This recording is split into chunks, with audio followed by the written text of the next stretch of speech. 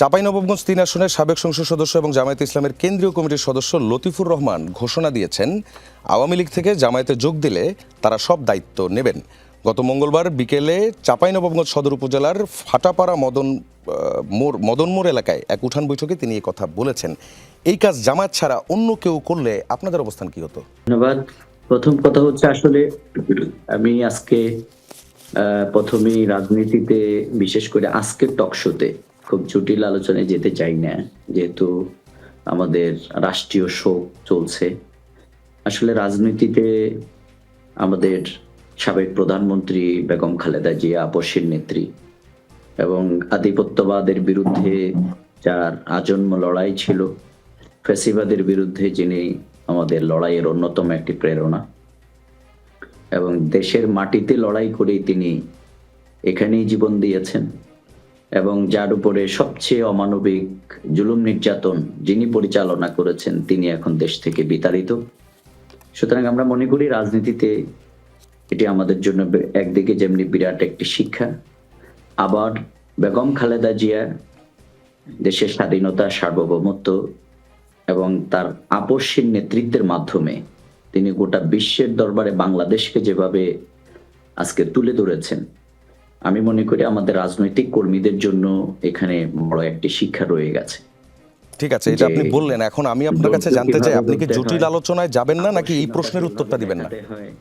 আমরা মনে করি সেই পার্টটি আমাদের এখানের জন্য খুবই গুরুত্বপূর্ণ। আমি আবারও আজকের এই দিনে আমাদের সেই আপসহীন নেত্রী বেগম খালেদা জিয়া, তার জন্য আমরা দোয়া করি, আল্লাহ তাআলা তাকে জান্নাতুল ফেরদাউস নসিব করুন। এবং আমাদের আমির জামাত ভারপ্রাপ্ত চেয়ারম্যানের সাথে সাক্ষাৎ করেছেন। আমরা মনে করি রাজনৈতিক তার অভূতপূর্ব যে জানাজা এবং সকল দল, মত, ধর্ম, বর্ণ নির্বিশেষে বাংলাদেশ আজকে আবার নতুন করে জুলাই বিপ্লব পরবর্তী যেখানে এসে দাঁড়িয়েছে, এটি আমাদের জন্য এগিয়ে যাওয়ার, ফ্যাসিবাদের বিরুদ্ধে, আধিপত্যবাদের বিরুদ্ধে লড়াইয়ের নতুন আরেকটি ধাপ তৈরি করেছে। আপনি যে প্রশ্নটি করেছেন এটি আমি এটা দেখি নাই, আমি আপনার থেকে শুনলাম।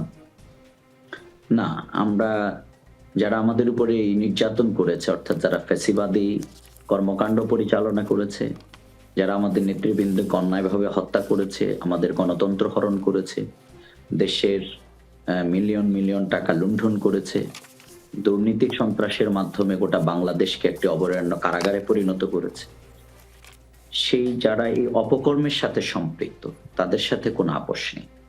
সুতরাং এটা কে বললো, কি বললো, it doesn't matter in fact. আমরা মনে করি আমরা আইন তার নিজস্ব গতিতে চলবে, এবং আপনি দেখেছেন আমাদের শীর্ষ নেতৃবৃন্দকে হত্যা করা হয়েছে, আমাদের অফিসগুলো, আমাদের নির্যাতন। তো আপনাদের নেতারা যখন ভোটের মাঠে এই কথাগুলো বলে, তখন কি তারা এই বিষয়গুলো মাথায় রাখেন না? আইন হাতে আপনি যা বলছেন, কিন্তু আমরা আপোষকামিতার রাজনীতিতে বিশ্বাসী নই।